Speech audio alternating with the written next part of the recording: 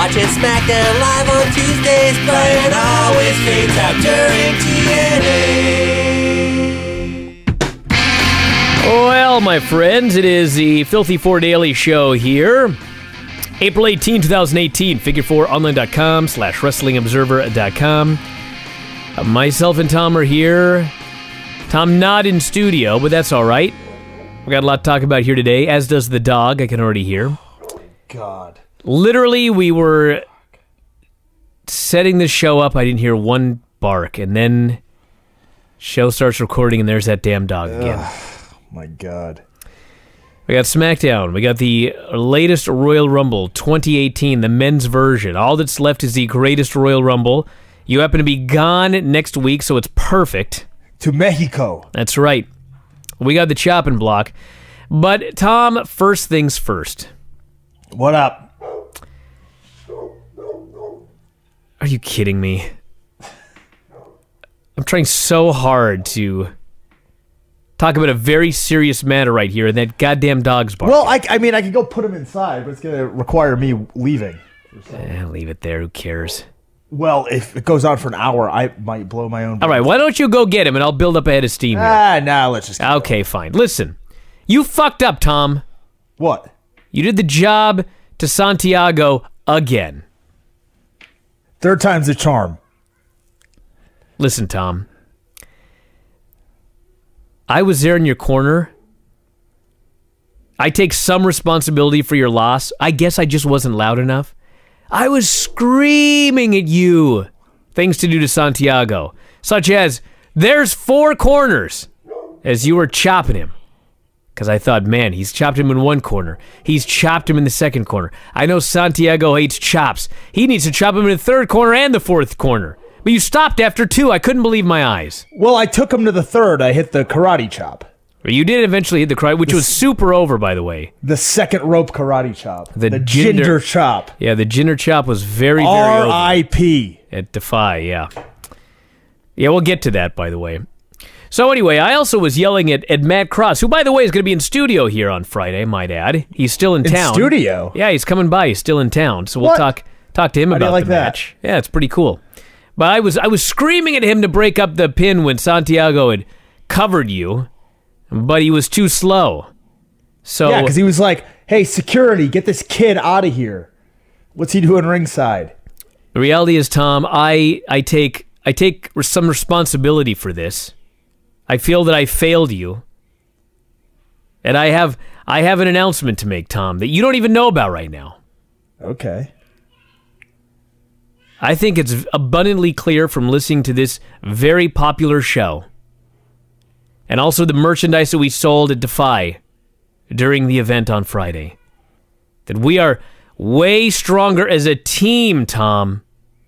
Do you understand what I'm saying here? No. Why don't you spell it out for me?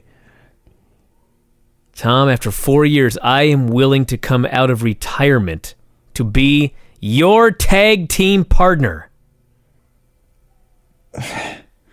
Well, I've already got guys, so... You don't have me. I don't know. Who the fuck do you have, Tom? Who do you have?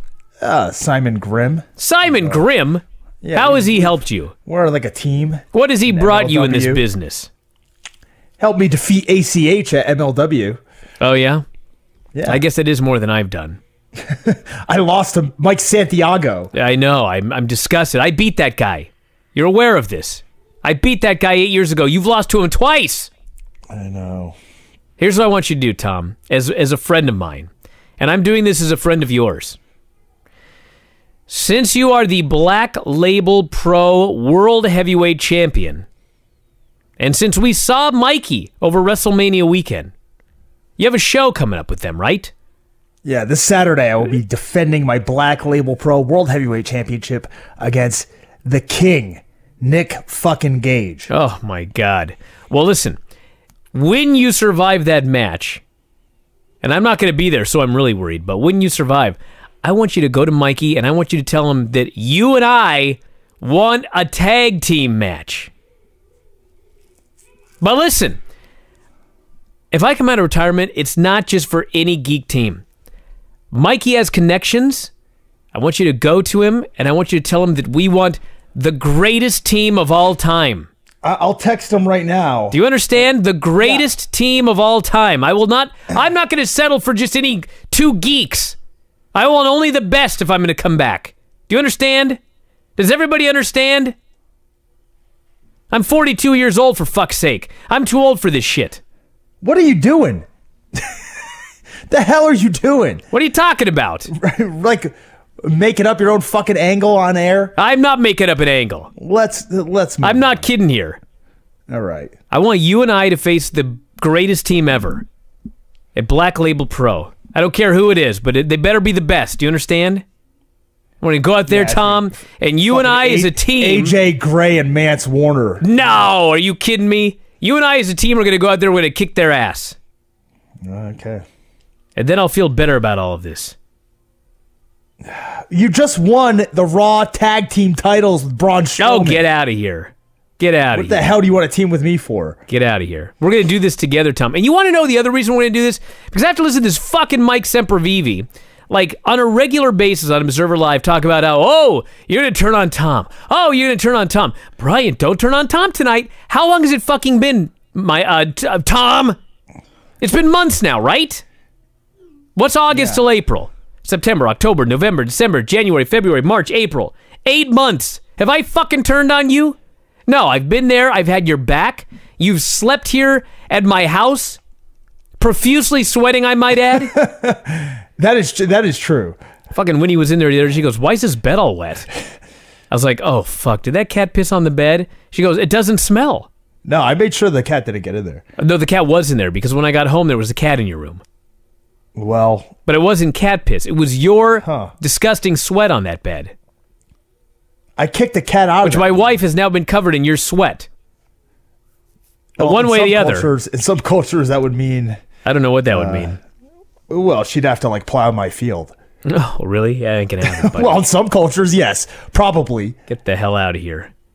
But anyway, I want you to let me know what Mikey says. Let's do this, Tom. You and I.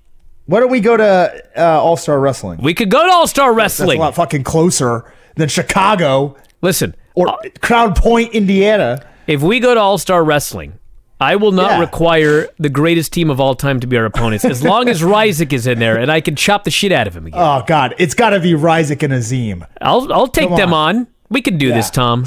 Michelle Starr, if you're listening, which I highly doubt. Yes. But if anybody tells you about this, come on. We want Azim and Ryzik. Why don't I just tell you about it, actually? And then we can make it happen. Sure. You let me know what Mikey says. I'm not doing this unless it's a great team. I'm not doing this for two jabronis. You hear me? The fuck? You're the one that brought it up. Let's move on. I know. It's kind of like when a fighter says, I'll do it for $10 million. An indication he has no desire to actually do it. Happen. Yeah, exactly. Speaking of which, what the hell are we going to watch after this Royal Rumble's up? We only got a couple weeks. And, I mean, we could go 205 live because, you know, I am a 205er. So it makes sense. Do they have 145 live? Because that's my division. You'd have to bulk up for that. That's actually true right now. What about like an MMA event? Why don't we think about it after we're done with these Rumbles? Something wacky. Sure. Maybe we'll put out a poll or a request. Quintet. Request I think that's on the what we board. should watch first. I heard it was awesome. Yeah, I told you it was awesome. Well, I heard from other people too. Me. Oh, well. Yeah. Maybe we'll watch some of that. Yeah, you should. It's 2 hours long. It was awesome. So can we do SmackDown Live yet? Let's go. Okay, this is the Superstar Shake-Up edition. My computer on its last legs here, so bear with me. AJ Styles in the ring to open up. Actually, we got a video package highlighting his trials and tribulations with Nakamura over the past few weeks. AJ's then in the ring, runs down Nakamura on the mic, talks about his dream match being spoiled, then his dream match with Daniel Bryan being spoiled by Nakamura. This, for some reason, brings out Rusev, and they proceed to have a nothing match where AJ locks in the calf killer in precisely, 19 seconds, and then Aiden English jumps in until Daniel Bryan runs down to make the save. I love how Rusev is just an absolute total heel. Like this alleged babyface turn I've been hearing about, he ain't no babyface. He's a heel. Yeah. It's just bizarre. They just like chanting Rusev Day. They love chanting Rusev Day, and I mean, its merchandise is selling, so it's not like there's no incentive to turn the guy, but they've just decided that for right now, he's a heel, and they're just going to go with it no matter what anybody else does. I think my favorite part of the act is the fact that the tag team of him and Aiden English is also called Rusev Day. Yes. I don't know where Aiden English became Day, but... Whatever. So then we have a backstage segment with Shane and Paige, where Paige makes a Teddy Long reference and it says, yes, indeed, we're going to make a tag team match for later, playa. Then she did the little dance, walked off. Shane did the little dance. Paige walked back, caught him, and then she walked off. But I must say, the face that Shane made as Paige left and he stared off into space was amazing. You know, I don't know if I was supposed to notice this or not. I don't want to sound like a pig, but I couldn't help myself. Paige's tits? Dude, face? Like she walks on screen. I wrote nothing about that, but clearly it's etched in my memory. She walks on screen and like the first thing she does is she like takes her top and she kind of adjusts it and she just squeezes her boobs together. And then she does her sort of thing. And then she grabs her thing and she squeezes her boobs together again. And I'm like, is this supposed to be like some subtle thing where like Shane McMahon is going to have an affair with Paige? Or like, what the fuck's going on? Because this could not have been like an accident. They like focused on it. Am I imagining things? They weren't the first person with a camera to focus on it. Man, oh man. And yeah, him doing the Teddy Long dance and then getting caught and being embarrassed. His face is great. Yeah, he's practiced that one. Anyways, we found out WrestleMania had 78,133 people at it. That's what they claimed, yeah. So 62 is probably the real number based on previous inflations. Huh. It's very similar to my sex life in many respects. Inflated? Well, way to catch on, Brian. By 15,000? Glad you're with us. Thank you. So Shelton Benjamin comes to the ring and grabs the mic and says that last night on Twitter, he said some nice things about Chad Gable, but he'd like to announce that he was hacked. His Twitter was hacked. He never needed Chad Gable, but he does need respect, championship opportunities, and that he asked Paige for some big competition. So Randy Orton's music plays, and he walks halfway down the aisle. Then he pauses as his music cuts off, kind of awkwardly looks around for a second or two, and then Jeff Hardy's music hit, and he came down and took the match as Randy made strange faces and looked on. You know, I got to mention one thing, that Shelton Benjamin in his promo randomly announced that he wanted some big competition. I was like, oh God, here comes the big show. I thought, here comes the great Khali. Because remember when he wanted some competition? And he is definitely big. And there was a graphic of him on WWE.com. I guess it was earlier on today. I got a text message about that. I don't know what that means, but man, can you imagine that feud? Shelton Benjamin versus the great Khali. I don't think it's happening. I'm making that up. Do not report elsewhere on the internet. Thank you. Never imagined that, actually. So Shelton hit like an amazing step-up knee during the match. Yes, he did. As Jeff was up on the top rope. And then Jeff hit a whisper in the wind, and I loved Corey's call of an inverted mule kick before a series of counters led to a twist of fate and a swanton bomb seemingly out of nowhere. Yeah, Jeff Hardy's now gotten a good match out of Jinder on Monday and Shelton Benjamin on Tuesday. But what did you expect? Well, Shelton Benjamin's very good, but like the crowd was so into this match. Like Shelton Benjamin was AJ Styles. Same thing on Monday with Jinder Mahal. Like Jeff Hardy is one of those guys that totally connects with every crowd. Without looking at anyone in the eyes. No, you need to go with this. He's bobbing his head. He's going crazy. Make this guy a top guy. I thought Shelton was pretty good on the mic. A lot better than I was expecting. Yeah, because he never does promo, so you're expecting nothing. But then he was pretty good. Yeah, the whole Twitter being hacked thing. I thought that was cool. That should be his new gimmick. So then we had a Miz video package based on Daniel Bryan calling him out and trolling him on Twitter. This was shot from Miz's cell phone. He was at home in L.A., not in Providence, Rhode Island, my former hometown. I now have beef with the Miz for dogging it.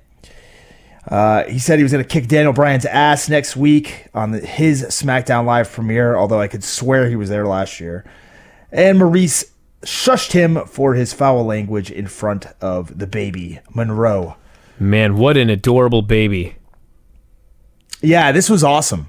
Yeah. Honestly. It was. Really good. So that is a cute, cute baby. I know that's hard to believe with Maurice as the mother, but I couldn't get over how cute that baby was. Sonya Deville and Mandy Rose. Even my baby came out looking like a little old man. She got pretty cute later, though. Go ahead. Listen, I like little babies. They're cute.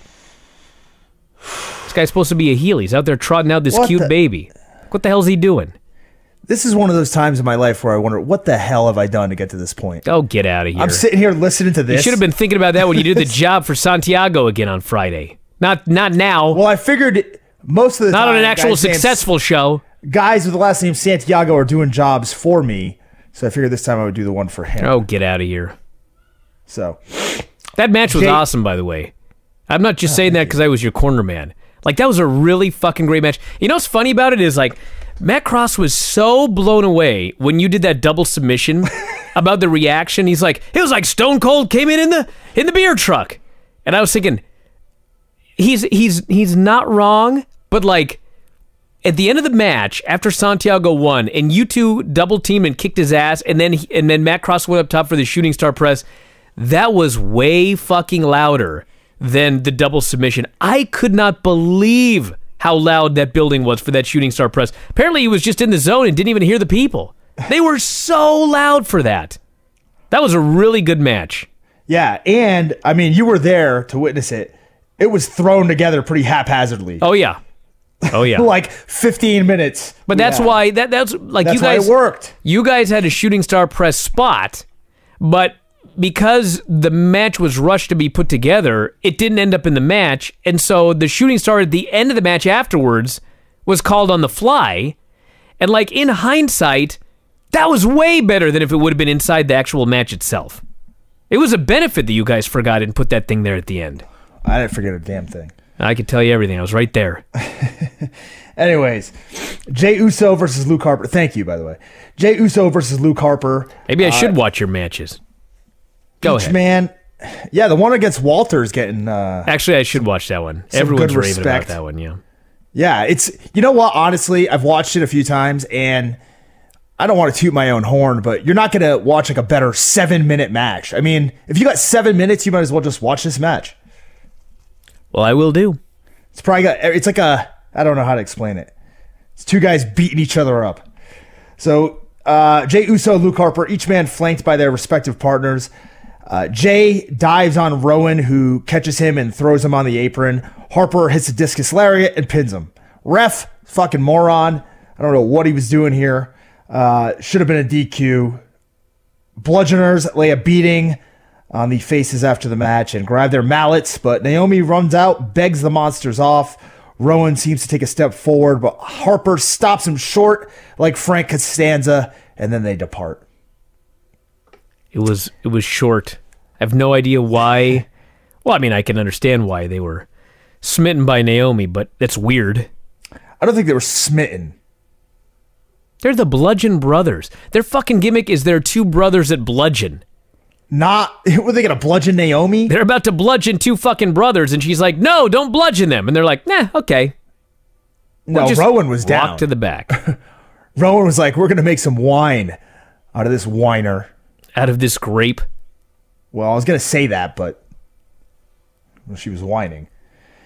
Next, we had the best moment on SmackDown Live so far this year. Sin Cara taking on the debuting Samoa Joe. I was so damn happy. Hell yeah. Samoa Joe here on SmackDown Live to wreck shop, and he does so. Blasts Sin Cara in the back of the head when he went for a springboard back elbow, which... I don't know what the hell he was doing because Joe was on the ropes on one side. Sin Cara's just leaping in the air. Then he knees him into oblivion, taps him with the coquina clutch, takes the mic. Man, this promo was great. Dude, this promo. God. Like, I believe he's going to go out there and beat the crap out of everybody. Did you watch Raw? No. Oh, dude, his Raw promo the last 2 weeks on Roman Reigns was actually even better than this. He's had those two and this one. Like I said on Twitter this morning that I said he may be the best promo in WWE right now. I feel foolish because, I mean, he's undoubtedly. Like everybody was most of the people agreed. Some people were like, well, what about blah, blah, blah, blah, blah. Here's the thing. Daniel Bryan is a great babyface promo, but like his best promo was about him coming out of retirement. I mean, you can't screw that up. We'll see how he does long term. He may end up being the best promo. The Miz is not better than Samoa Joe. This is not Bryan hates The Miz. This is not Bryan has a grudge against The Miz. This is factual, okay? Miz is a great talker. Miz does not, I don't give a shit about seeing him wrestle after he talks. Also, I don't buy a word that he says. How do you buy Miz trying to claim he's the greatest Intercontinental Champion of all time? It's bullshit. He's a bullshit lying heel. Now, Samoa Joe is also a heel. Samoa Joe cuts a promo. I'm like, man, this guy's going to fuck up Roman Reigns. This guy's going to fuck up everybody on SmackDown. If he got his hands on Brock, he may fuck that guy up. He's the most believable promo in the company. His delivery is fucking great. He's awesome. He is the best by far. I'll tell you why I think he's better than everybody else, and that's if you listen to his promos, he doesn't rely on any catchphrases. No. There's no shortcuts to get the crowd on his side. All he does is talk and makes you believe that what he is saying is what he believes, and that it's the damn truth. And he's not wrong. Fuck, he's awesome. He badmouths the SmackDown baby faces, said this is not the land of opportunity. It's a place of handouts based on his mere absence. Says whatever Roman or Brock Lesnar leaves after the greatest Royal Rumble of Roman Reigns, he will destroy. This was just great. Then there was a sanity video package. He claimed chaos arrives on SmackDown Live soon. Very upset that Nikki Cross is not making the jump with them. Think she would have been great on this on the live or on the main roster. Would have been awesome. She's good in the ring. Really enjoy her character, so hopefully she makes the jump sooner than later. Then we had Daniel Bryan talking backstage to Renee, and this was to set up the return of Big Cass, who is behind Daniel Bryan. Renee looks up, Daniel Bryan looks behind himself, and Big Cass looks down on Daniel, literally and figuratively, before calling him Little Man and exiting. You know, everybody on the board was complaining last night about Daniel Bryan in a feud with Big Cass. And somebody just flat out, like it was common knowledge or a fact, just wrote, Daniel Bryan is not feuding with Big Cass. And I was like, what fucking universe do you live in, dude? Like, they did the setup here. He booted the guy in the fucking face at the end of the show. I mean, they're feuding. I don't know how it's going to end up, but they're fucking feuding and they're going to have a match. I don't want to see it. That takes a lot. To not want to see a Daniel Bryan match. Can you imagine? Yeah, I'm trying to. Well, I didn't really want to watch him against Bray Wyatt. Yeah, but you know what? I'm sure if they took out all of the bullshit and the shit on the mat, they could probably have a very good match. But Cass, coming back from an injury, he wasn't very good before he left. Now he's come back after major surgery. He's going to be green as grass and rusty. I mean, I have very little faith in this. I don't want him to kick the guy in the head and retire him again. Well, it's a good thing his finisher's not the big boot. Yeah, it is. Yeah. We had speaking of Big Cass, we had the Melibration next. How awkward must that be in the back? I don't know. They're not together anymore. Yeah, well. After they bought a house together. Maybe it was an amicable split. I hope so. So, Carmella did an interview, claimed her. What was the crowd doing? They were cheering her? Like, you know what? Actually, she was a Patriots cheerleader. So, yeah, I guess that makes sense. Anyway, she claimed her title win would go down as the biggest moment in women's history. Yeah. Not women's wrestling history. Women's history. Yeah, women's history. Yeah, I don't think so. She talked a lot, strutted around. Charlotte came out. Basically, Charlotte sounds the same in every single promo, whether she's face or heel, yeah, she's champion or not. Very monotone. She says the same thing every single time. Carmella, great job. I would like to let you know that you have something of mine.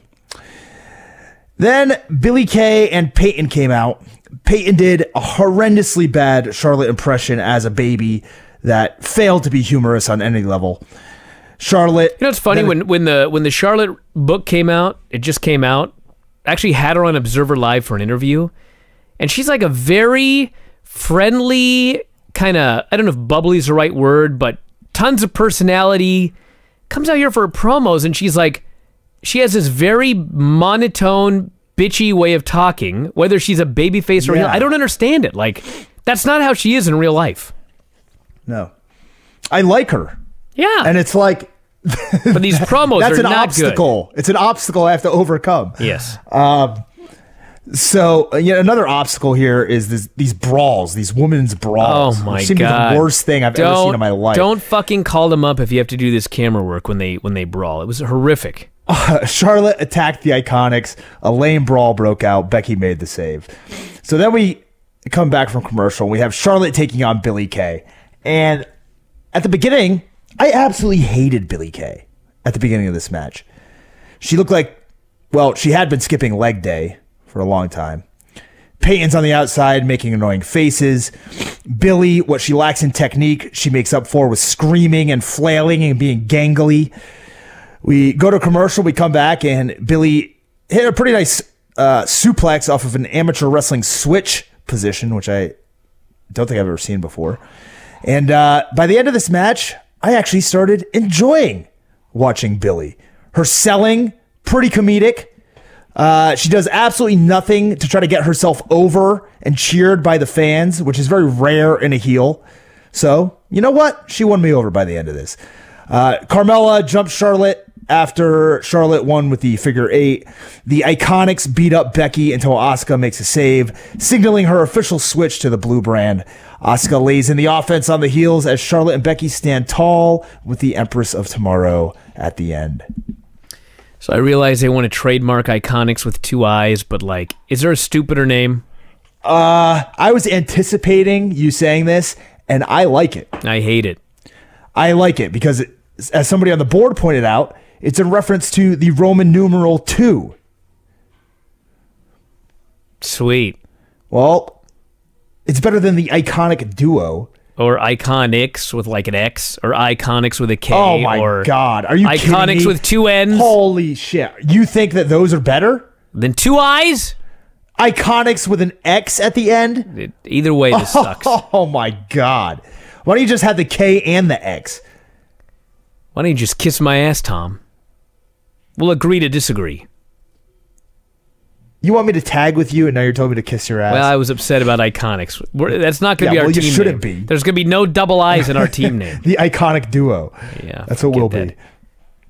All right, so Gallows and Anderson, they're on their way. The Good Brothers are coming to SmackDown Make it be the Duo, but it'll be D-O-O-O. Duo. How about that? Fucking horrific. That's what that is. Just like double Iconics. Hey, Bruce Pritchard is bringing the #1 sports entertainment podcast to the WWE Network with something else to wrestle. That's what they say. Yeah. The Bar coming to SmackDown Live, complete with flashy graphics in the backstage promo. Then the New Day had Conan O'Brien in a headlock backstage, and they run into the Immortal One, R-Truth, who is like 50. The Immortal Bryan, One. Do you know I lost to R-Truth in a match once? I've heard. Did I ever tell you that? You know you lost to Santiago twice? That's true. Ty Dillinger appears, and they fake a beef before breaking out in a handshake and a shout-out as R-Truth says it's great to all be together on Monday Night Raw. They let him know that it's the wrong show, and he says, peace out, I'll see you tomorrow. Superstar shake-ups rundown. I don't even know what to call it. Stumbled over my words there. They announce Andrade Cien Almas, who was on his way to SmackDown along with Zelina Vega. So then we had Rusev Day against Daniel Bryan and AJ Styles in the main event. Daniel Bryan starts off, looks great, has not missed a step. He and AJ do some cool double team offense, like a surfboard, double axe handle combo. I cannot wait for them to team up for a few months and then hopefully feud for a few months. I can already see it in my eyes. They cannot screw this up, can they, Bryan? Of course they can. Are you kidding me? What a stupid thing to say. Do you watch this show? So, I enjoy this show. I do too. This was a good show. There's some boring-ass heat by Rusev Day. And Daniel Bryan and Rusev got the hot tags. Daniel runs wild, lands some great offense. Also some great counters in between his barrage of strikes on the heels. Then some yes kicks and the bicycle knee take out Rusev. But before he can make the cover, Nakamura appears out of nowhere, lands the uppercut to AJ's balls on the apron. This distracts Daniel and allows Big Cass, the aforementioned Big Cass of all people, to land a big boot before standing tall. They couldn't even beat Aiden English. His shitty new music plays. It's Daniel Bryan and AJ Styles. They can't get a win over Aiden English before Big Cass runs in. Classic. I presume you don't want to hurt Aiden English, you know? I presume that Miz and Cass are going to be together as a duo. That's where I think this is going. So Miz can do... Believe it or not, I'm looking forward to Miz doing most of the work in this team. And then Renee tried to interview Nakamura. He said, no speak English, which... It's funny. The guy, the heel that you know can speak English, but he refuses to. That's a great heel gimmick. But when you're Shinsuke Nakamura and your catchphrase is no speak English, it's getting over and he's going to be a babyface. But they want him to be a heel. So this is a misstep. Yeah, this is the old Anderson Silva gimmick. Yeah. Yep. That is SmackDown, everybody. Maybe he's just going to give us a really shitty title match on pay-per-view. That's right. Get banished. So, yes, here is a list of the new SmackDown superstars here. This will play into the chopping block later because WWE fucked up the chopping block on Monday. SmackDown now has The Miz, Jeff Hardy, Mandy Rose and Sonya, Samoa Joe, Big Cass, Asuka, Gallows and Anderson, Sheamus and Cesaro, Truth, Sanity, and Andrade Cien Almas and Zelina Vega. There you go. And the Iconics. Yeah, but they were moved up last week, dude. Yeah, well, Yeah. they were still listed on that. Well, let's do this Royal Rumble, and then we'll get to the chopping. Let's do it. So, the 2018 Men's Royal Rumble, we could get through this pretty quickly since it's fresh in our memory. Aiden English out to proclaim this as Rusev Day before the match begins, as the Bulgarian Brute Rusev himself is number 1. Finn Balor in at number 2. He gets manhandled by Rusev. In at number 3 is Rhino to get the ECW chance here in Philly out of the way early. You know that when Finn Balor hit the ring, Michael Cole, because he's all about facts during this Royal Rumble, he says, Shawn Michaels told me that the year he won the Royal Rumble was the hardest physical thing he'd ever done in wrestling. The year he won the Royal Rumble, there were 60-second intervals. He was out of there in 30 minutes. Somehow I doubt that was the hardest physical thing he'd ever done in wrestling. Rhino's in next. Didn't he get beat up by Bret Hart? In the... Oh, yeah, I mean, in real life, yeah. Yeah, well. That may have been the hardest physical thing. Yeah. Or, when the Marines beat the shit out of him and almost killed him, that was probably a little physically harder. Yeah. But he said in the business. So, Baron Corbin in next. He eliminates Rhino, then Finn Balor dumps him out immediately. Corbin then lays waste to Balor and Rusev on the outside, as our next contestant is Heath Slater, who also gets run over by Baron Corbin. As the refs tend to everybody, next we get the entrance of Elias, who also boots Heath for good measure. And then, for a heel, how is this even a heel gimmick? He goes out there, who wants to walk with Elias? The crowd goes nuts for this guy. Miscast. Well, he'll be a huge babyface sometime very soon. He can play the guitar. He's funny. He's not very good in the ring, but that's okay. And there you go. Well, sings a song. And Andrade... I cannot say this guy's name. Andrade Cien Almas with Zelina Vega enters and hits the running knees in the corner before Elias takes his head off with a clothesline, and we get the entrance of Bray Wyatt in next. Takes out Heath as well before entering and running roughshod over the competition, followed by the emergence of Big E. He helps up Heath to his feet. And instead of throwing him in the ring or beating him up, shoves pancakes from his underwear into Heath's mouth to energize This him. is just unacceptable. Well, Heath took it. He accepted it. Ty Dillinger at number 10. Of What course. do you think they use in that pancake batter, by the way? Who knows? I don't know. It's like the Colonel's 11 herbs and spices. Oh, my Lord. We got 11 hairs Secret. in this one. I mean, Ty Dillinger at number 10. By the way, Sekimoto, way bigger than Big E. Come on. Oh, get out of here. Get the hell out of here. Did you even Are see you him at shitting Wally me? Mania? Sekimoto is twice as wide. No, he's not. It's just because Yeah, he's Big- short that he looks so They're wide. both short. Big No E's way. chest might be big. No way. Yeah. Come on, Sekimoto is like your height. He's probably shorter than me, actually. No. Yeah. Nah, the only guy shorter than him is Ishii. That's it. No. It's the only man I've ever seen shorter than Sekimoto. No. Sekimoto might be wider than he is tall, He might be. which in turn would make him twice as wide as Big E. Thank So you. Sami Zayn and Kevin Owens are backstage beating the ass of Ty Dillinger. Yep. Sammy says, "I've got this," and he runs out at number 10.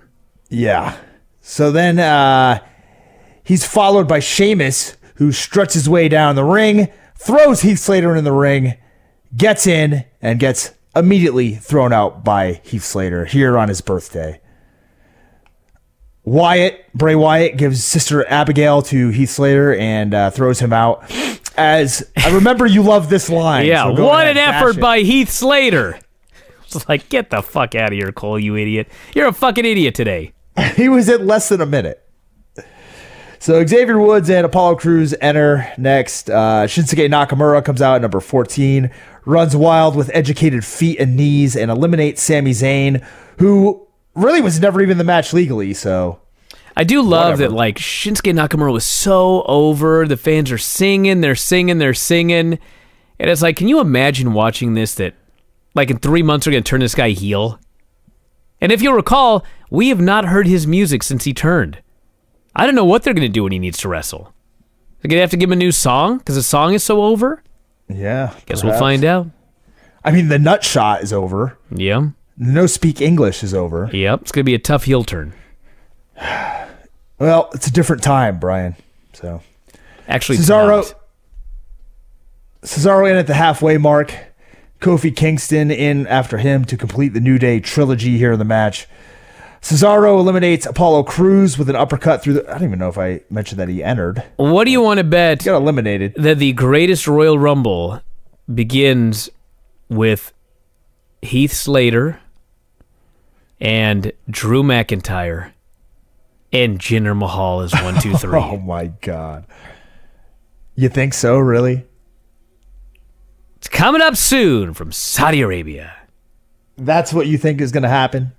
Are you on the booking team? I've got a theory. Get out of here. Because if that happens... Get out of here. So, Jinder Mahal shows up.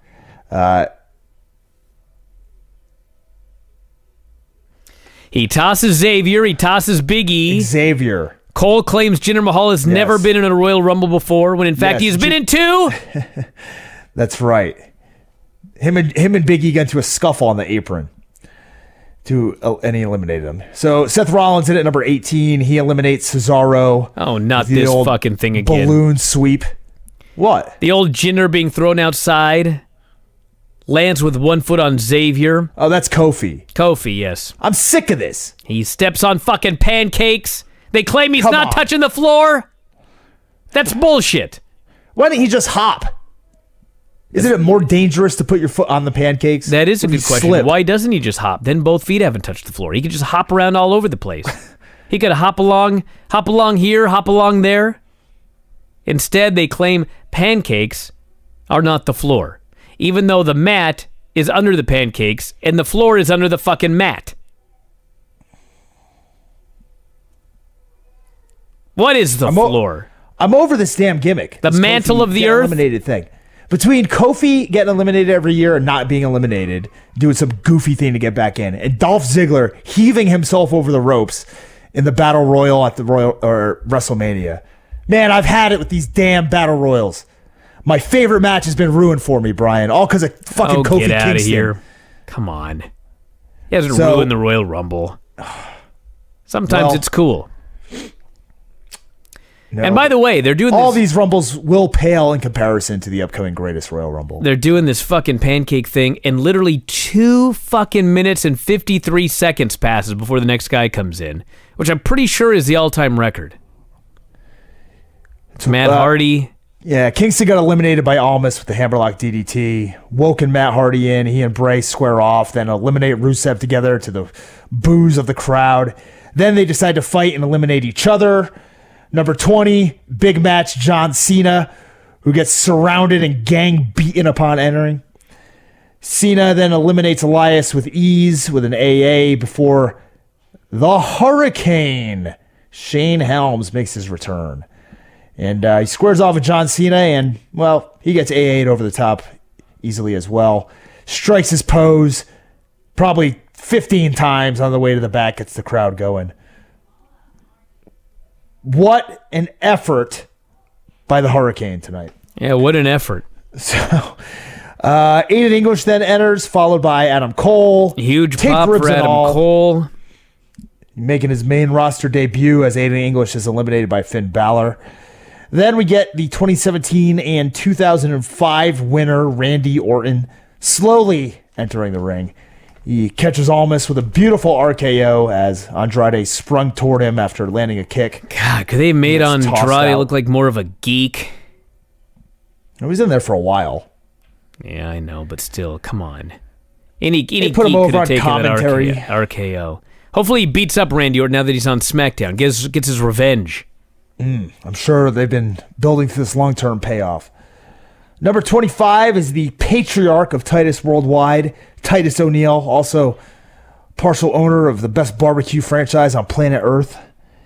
Miz in at number 26, and he does his awful yes kicks before the entrance of Rey Mysterio at number 27. The spot, of course, with the most winners in history, they proclaim. Mysterio eliminates Adam Cole with a head scissors before the entrance of Roman Reigns at number 28 to a chorus of jeers and boos. Miz at some point in here did his kicks to everybody, and they were so fucking terrible. That's literally the first thing I said. I can't even get over how bad they were, though. They were so bad. Let me guess. He's a great heel, so he kicks shitty so you don't like him. Is that what everyone's going to say? His kicks suck. Needs to stop doing them. Roman Reigns. I think they're on par with Samoa Joe's. Get out of here. No? Roman Reigns did next. Yeah, chorus of jeers and boos, like I said before I was so rudely interrupted. He gets rid of Titus. He and Rollins team up to toss The Miz with a double power bomb over the top rope. Then he tosses Rollins to the floor, betrays his friend. And Seth Rollins goes, ha ha ha! Oh, that was so funny, Roman. Walks to the back.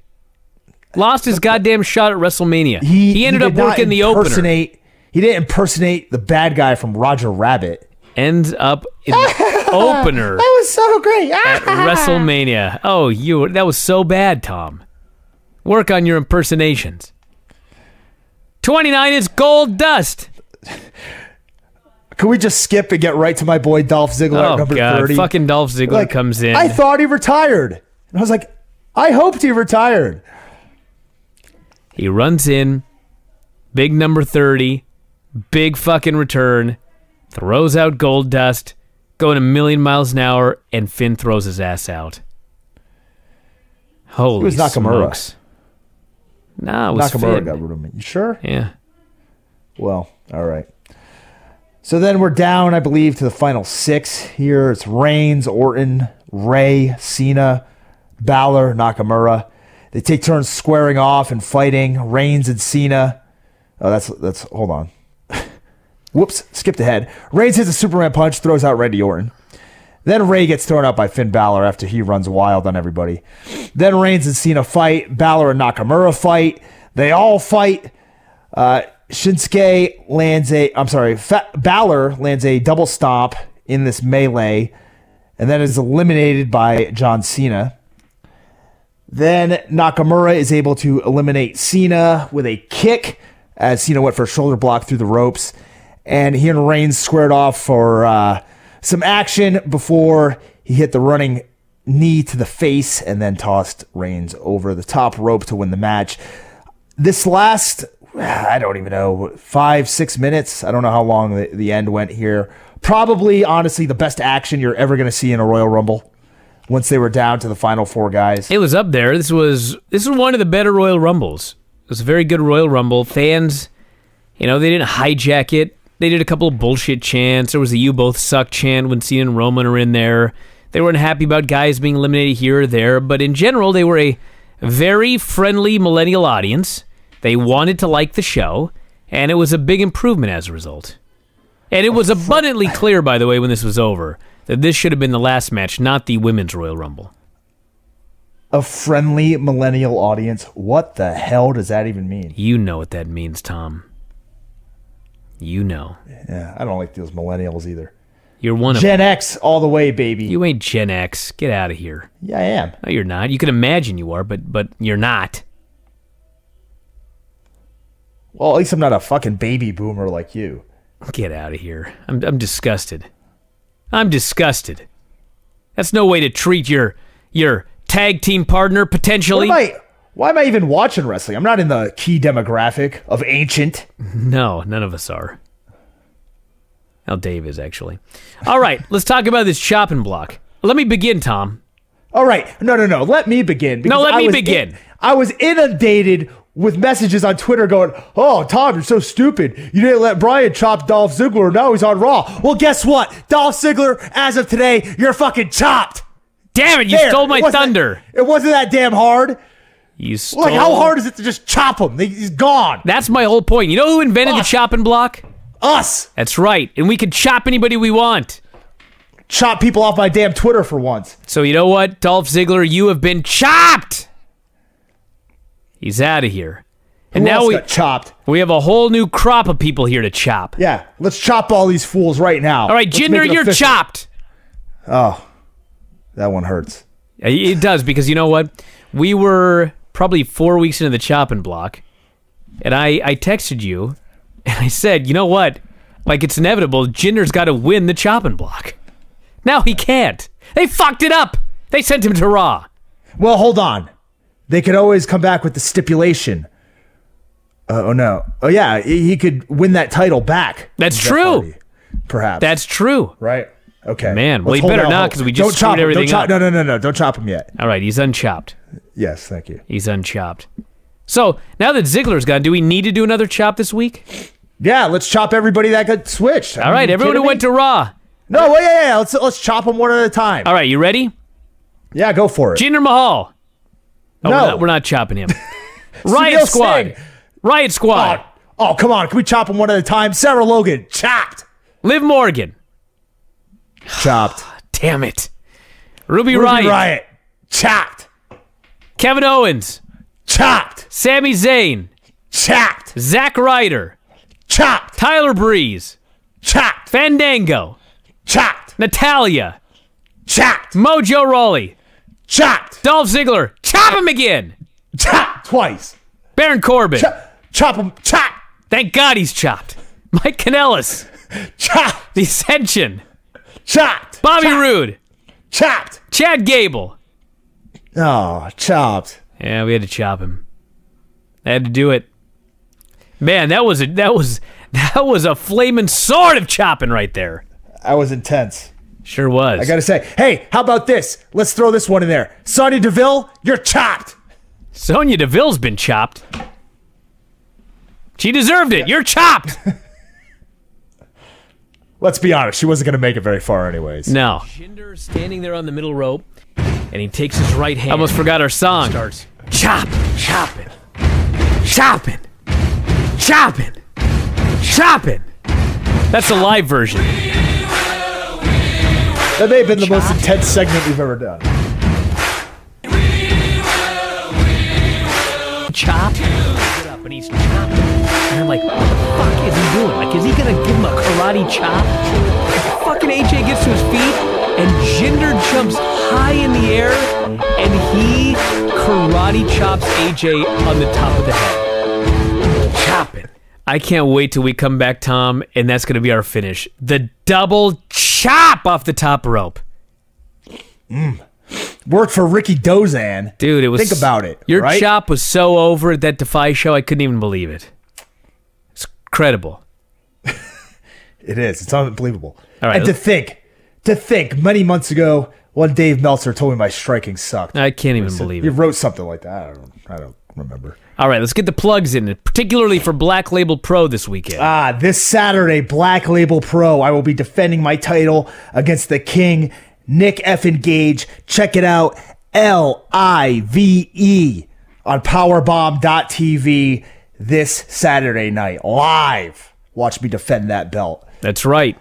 And Mikey, you open up that pocketbook. Hey, wait a minute. I've been paying to work those shows. Oh, no. You didn't mention that.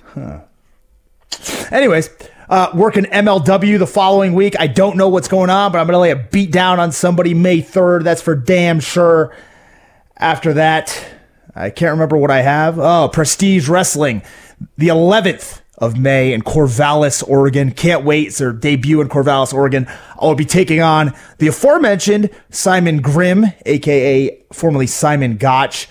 We had a good match of Prestige many months ago, and I'm really looking forward to getting in there and wrestling again against him. Iron sharpens iron, Bryan.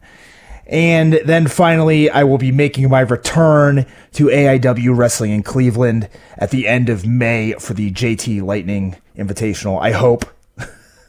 That's right. I haven't been announced yet, but I hope they bring me back. My 1-year anniversary. It is the 1-year anniversary.